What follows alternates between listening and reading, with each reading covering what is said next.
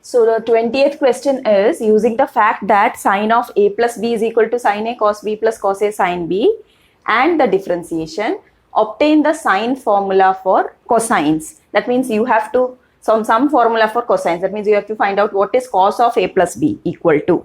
And you know that cos of a plus b is cos a cos b minus sine a sine b. That you have to get from the formula of, starting from the formula of sine and the derivative. Okay. So we'll start with sine, which is sine of a plus b is equal to sine a cos b plus cos a sine b. Now, first thing which you should know is a and b both are functions of some other variable. That means they are dependent variables. Suppose a and b both are functions of t. Any variable you can take. Okay, so suppose we are taking, normally for your parametric form you will take either of theta or t. So we are just taking, they are functions of t. So when we differentiate, we are just differentiating both sides with respect to t. With respect to t on both sides, sine will become cos with the same angle into, you have to differentiate this angle also with respect to t. So you will get derivative of a with respect to t. We don't know what they are. So we are just writing dA by dt for the derivative of a with respect to t, plus derivative of b with respect to t will be dB by dt, equal to, again you have to use product rule because you have two functions here. So first sine a into derivative of, now I am just writing d by dt of cos b so that we don't forget to write the derivative of b also together with it. Okay, plus cos b into derivative of sine a, again that will be with respect to t, plus cos a into derivative of sine b plus sine b into derivative of cos a with respect to t. Okay, this much you will have, which is equal to sine a into derivative of cos will give you minus sine b into, again it is with respect to t, so you have to write dB by dt, plus cos b into derivative of sine will be giving you cos a into dA by dt, plus cos a into derivative of sine will give you cos of that angle into the derivative of the angle with respect to t, plus sine b into derivative of cos again will give you minus sine a into dA by dt. Okay, so here you are getting minus sine a sine b into dB by dt plus cos b or cos a cos b dA by dt plus cos a cos b dB by dt minus sin a sin b dA by dt. So now we can just collect the terms, that is if I am collecting the terms of dB by dt and dA by dt together, what I will get, this is dA by dt, dA by dt. So dA by dt in common will give you the remaining term as cos a cos b minus sin a sin b. And when I collect dB by dt, again I will get, this is negative, this is positive. So I am writing this first. So cos a cos b minus sin a sin b. Now you can say that, see that this is common. We are taking out cos a cos b minus sin a sin b from both the terms, so that the remaining will give you dA by dt plus dB by dt. The left hand side was cos of a plus b into dA by dt plus dB by dt. Now you can say that both have the same term in the right and left, that will get cancelled, and you will get cos of a plus b is equal to cos a cos b minus sin a sin b. This is your cosine formula, and you have only used the sine function and the derivative differentiation. Okay. Question number 21 is, does there exist a function which is continuous everywhere but not differentiable exactly at 2 points. Justify your answer. So you have to give an example of a function which is continuous everywhere but not differentiable at exactly 2 points. So let us consider a function of the type two modulus functions, so that either you can say mod of x minus 1 plus mod of x minus 2, or you can take mod x minus 1, mod x plus 1 plus mod x minus 1, like that. Okay, so if both are modulus function, you can exactly say the points where they are not differentiable, and modulus function is continuous, so the sum of two continuous function is again continuous. Okay, so this function is continuous everywhere, that we need to show, that is at x equal to 1 and x equal to 2, we need to check whether the function is continuous or not. And again, we have to check the differentiability of the function at the same 2 points, whether they are differentiable at those points or not. Okay, now first we will just see what is mod of x minus 1. Mod x minus 1 is actually, by definition, it is either x minus 1 or minus of x minus 1, which is 1 minus x, whenever your x is greater than or equal to 1 or x is less than 1. Okay, and mod of x minus 2 is either x minus 2 or 2 minus x, whenever your x is greater than or equal to 2 or x is less than 2. Okay, these are the expansion or the definition of mod, right? Now we are just rewriting the function f of x in terms of those, or using those values of modulus. Okay, that means we need to go for less than 1, greater than 1, less than 2, greater than 2, like that. That means we can just split this as, when the function is less than 1, that is x is less than 1, what will be the function value? When it is greater than or equal to 1 and less than 2, that means it is lying between 1 and 2, and when it is greater than or equal to 2. Like this, we will split the function into 3 parts. Okay, now we will correspondingly see what will happen to the modulus value when it is having the condition of x like this. When x is less than 1, we know that when x is less than 1, your function value for this first one, mod of x minus 1, will be 1 minus x. So instead of mod of x minus 1, we are writing 1 minus x. And then when it is mod of x minus 2, again the value for x is less than 1. When it is less than 1, it will be categorized at, actually it is categorized at x minus 2 and 2 minus x, when x is greater than or equal to 2 and x is less than 2. So the categorization says that this function should be taken as this one when it is x less than 1, because it is less than 2. Okay, x 1 is less than 2, so you can choose only this, and this is only for greater values for x as 2. Okay, so you have your second function to be 2 minus x. Correct? Now you have to choose those values of x which are lying between 1 and 2. That means when x is greater than or equal to 1, what will happen to the first function? First function will become greater than or equal to 1, will give you x minus 1. But for the second function, it is again less than 2. Less than 2 means you should take mod of x minus 2 as 2 minus x. Okay. Now for the third case, when x is greater than or equal to 2, x greater than or equal to 2 will give you greater than or equal to 1, any value. So you will have the first function to be x minus 1 plus greater than or equal to 2, the second function is having x minus 2. So these are the values in different intervals. Now here what you will get, 3 minus 2x. This is 3 minus 2x when x is less than 1. That is, the function has become 3 minus 2x when x is less than 1. Now here what you will get, this will give you, x will go and 2 minus 1 will give you only 1. So in between 1 and 2, you are getting the function value to be a constant, which is 1. And here again, you have 2x minus 3 when your x is greater than or equal to 2. This is now your function value. Okay, f of x is like this. Now we have to check, since the function value is changing at the point 1 and at the point 2, we need to check the continuity of the function at these 2 points, that is x equal to 1 and x equal to 2. Now checking the continuity,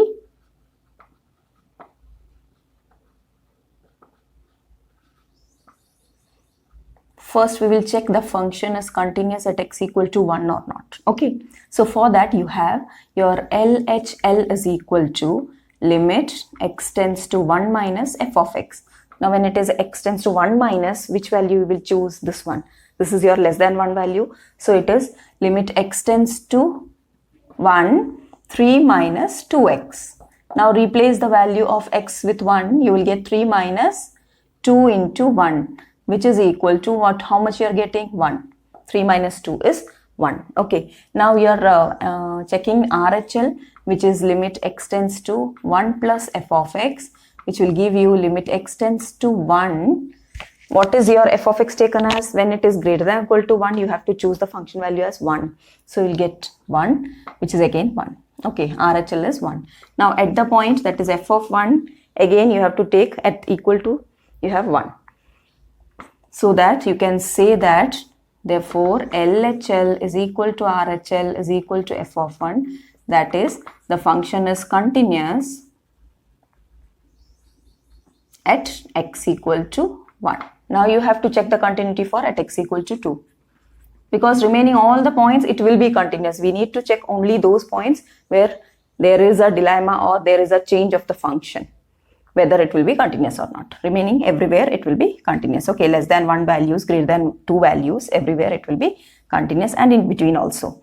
Now you have LHL for the function at x equal to 2 we are checking. So limit x equal to 2 minus f of x, which is equal to limit x tends to 2. What is f of? It is less than 2, x less than 2, you have to take 1. So the function value is 1. Therefore it is, after the limit also it is 1. Now RHL is limit x tends to 2 plus f of x, which is equal to 2 plus means you have to take the value 2x minus 3 as the function value. So you'll get limit x tends to 2. Function value is 2x minus 3. Replace your x with 2. You will get 2 into 2, 4 minus 3, which is again 1. Therefore, okay, at the point also we need to check f of 2 is, what you will get? F of 2 is again equal to sign. This is 2 into 2 minus 3, which is again 1. Therefore, LHL equal to RHL equal to f of 2.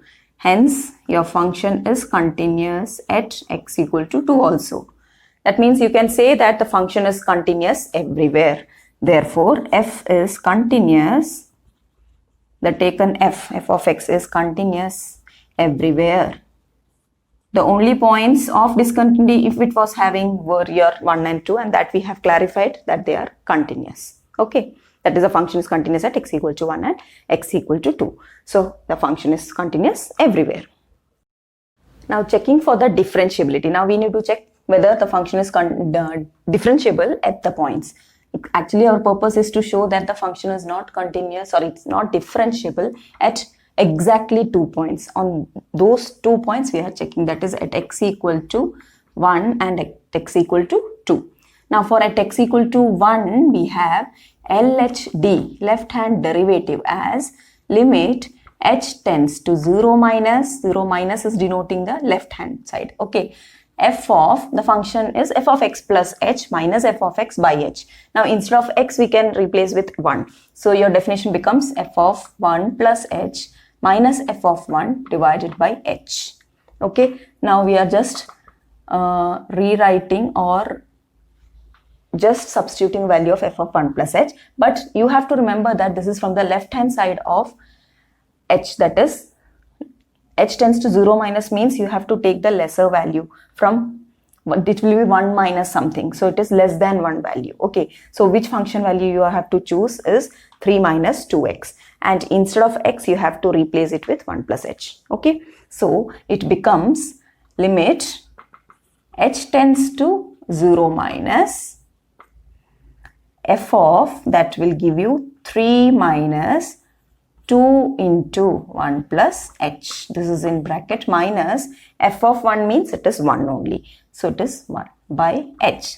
Again, which is equal to limit h tends to 0. So whenever we are substituting, you need not write that minus, because you have already substituted the lesser than value, lesser than 1 value.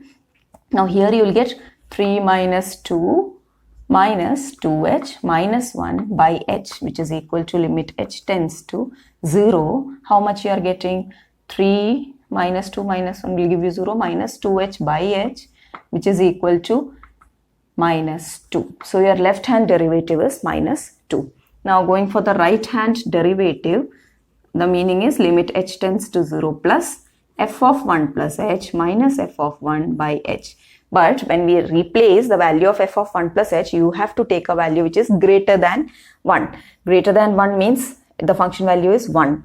So that this will become limit h tends to 0 plus, or you are just replacing the value, so it is directly 1 minus f of 1 is again 1 by h, which is giving you 0. So you can say that LHD is not equal to RHD. Therefore, f is not differentiable at x equal to 1. Okay, the function is not differentiable at the point x equal to 1. Now we have to check the continuity of the, differentiability of the function at x equal to 2. For that again, LHD will give you limit h tends to 0 minus f of, instead of x you have 2. So it is f of 2 plus h minus f of 2 divided by h. Limit h tends to 0. What is 2 plus h? That means it is greater than 2. And for here it is 2 plus h is greater than, but here you are taking for the left hand side. That means a number which is less than 2 you will get for LHD, and for RHD you will get a number greater than 2. Okay, so f of 2 plus h, you have to take the value which is less than 2. The function value which is less than 2. So you have 1 here minus f of 2 is again at x equal to 2, you will get this value. That is f of, the function value will be 2x minus 3, and replace x with 2. So that it is in brackets 2 into 2 minus 3 divided by h. So you'll get limit h tends to 0. Here it will become minus. How much you'll get? See, this is 4 minus 3, which is 1. So you are getting 0 in the numerator. That means your left hand derivative giving you the value 0. Now for right hand derivative, limit h tends to 0 plus f of 2 plus h minus f of 2 divided by h. Again, f of 2 plus h is a quantity which is greater than 2. So when you have greater than 2, you have to take the function value to be this and replace x with 2 plus h in your f of 2 plus h. Okay, so this is 2 into 2 plus h, 2 into 2 plus h minus 3. That is your function f of 2 plus h, minus f of 2 is again the same function, replacing your x value with 2. So you'll get 2 into 2 minus 3 as your f of 2. That means limit h tends to 0 will give you here 4 plus 2h minus 3 minus 4 plus 3. That means you can just cancel these two. Here you are getting limit h tends to 0, 2h by h, which is again 2. So you can see LHD is 0 and RHD is 2. That means LHD is not equal to RHD. Therefore, you can say that the function is not differentiable at x equal to 2 also. And you have only these 2 points as the points of non-differentiability. That is, the function is not differentiable at these 2 points. Which are the points? X equal to 1 and x equal to 2. We can see another method which will be more easier than the previous method to check the differentiability of the given function. Okay, before that we can just discuss what is the graph of the function. Okay, graph of the function will be like when it is less than 1. So at the point 1 I am marking here, sorry, this is 1, then 2, let it be 1, 2, 3 here, 1, 2, 3. Now when you have the function to be at x equal to 1, you will get value to be 1. When x equal to 2 also you are getting 2 into 2, 4 minus 3, 2. Sorry, 1. So here you will have like this. So in between till 2 and at the point 2 you are getting the function value to be 1. So here this is a straight line like this. And when you talk about 3 minus 2x, your graph will be like when x is equal to 0, your function value will become 3. That means it is going like this. A straight line Again, it is a linear polynomial, so you'll get a straight line like this. And when here again, when you have x is equal to 2, you are getting it to be 1. And when you substitute the other value, suppose you are substituting 3. So 2 into 3 will give you 6. 6 minus 3 is 3. So you can say that the point where it is 3.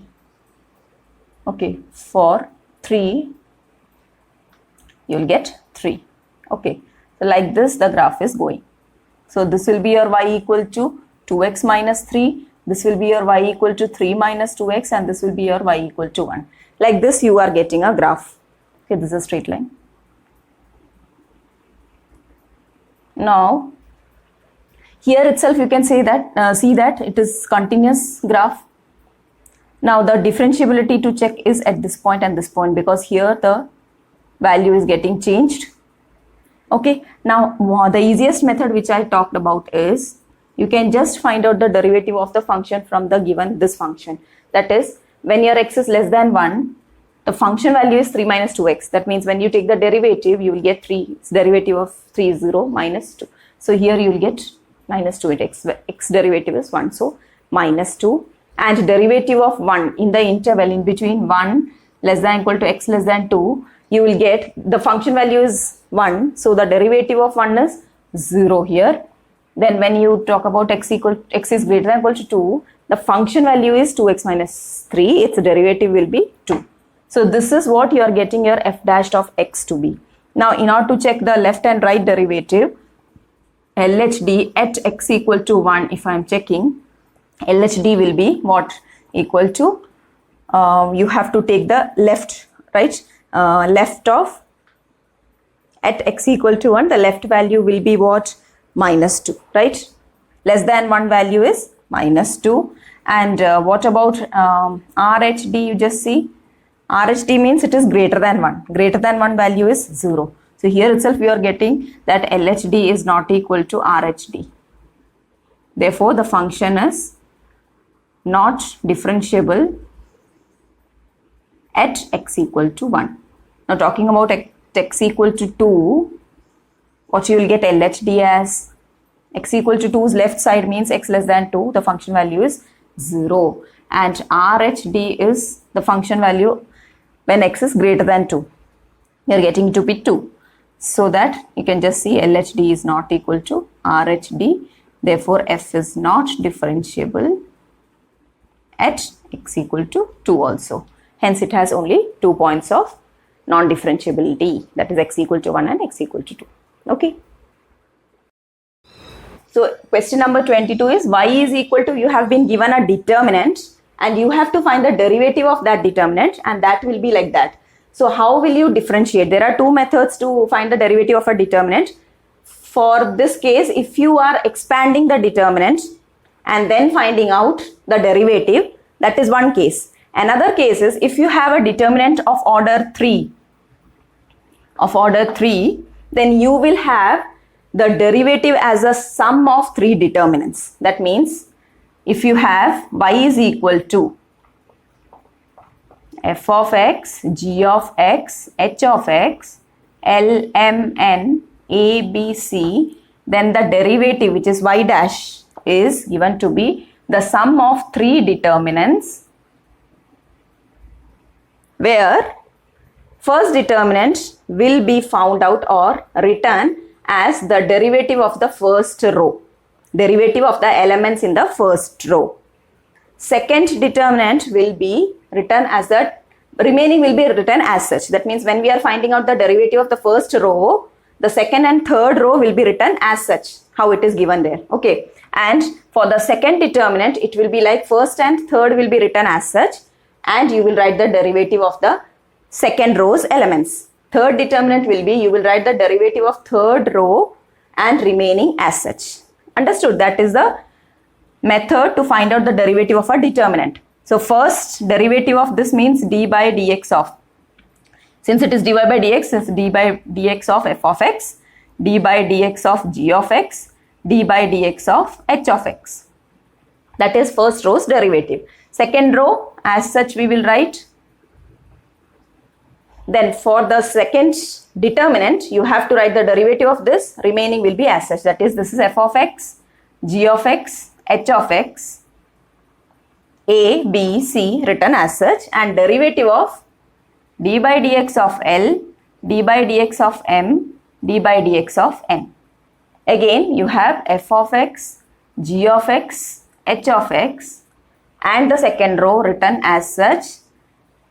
But you have to differentiate the third row with respect to x. That is d by dx of a, d by dx of b, d by dx of c.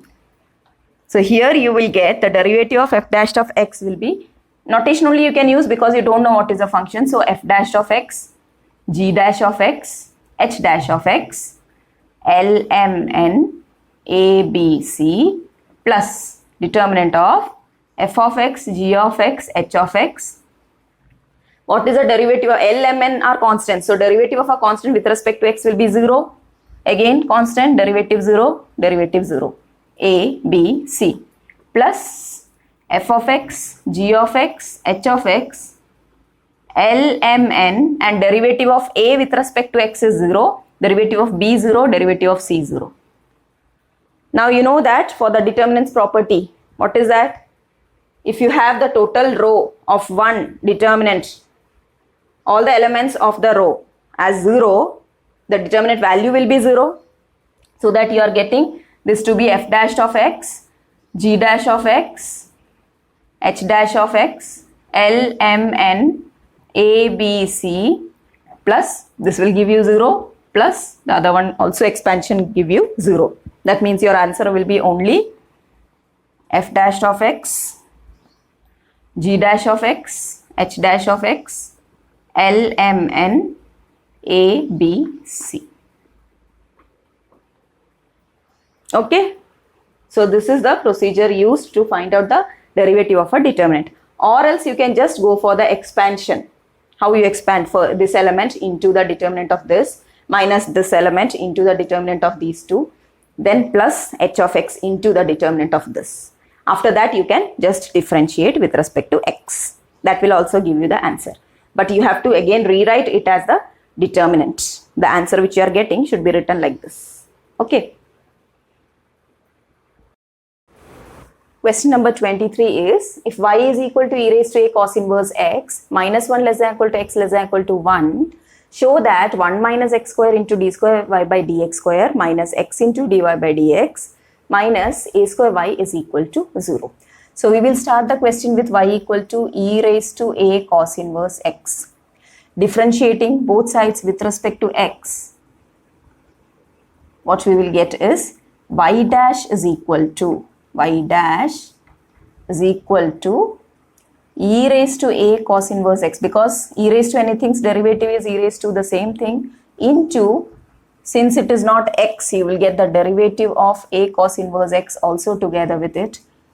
That is your chain rule. So e raised to a cos inverse x into, you will get a into, a is a constant, and derivative of cos inverse will give you minus 1 by root of 1 minus x square.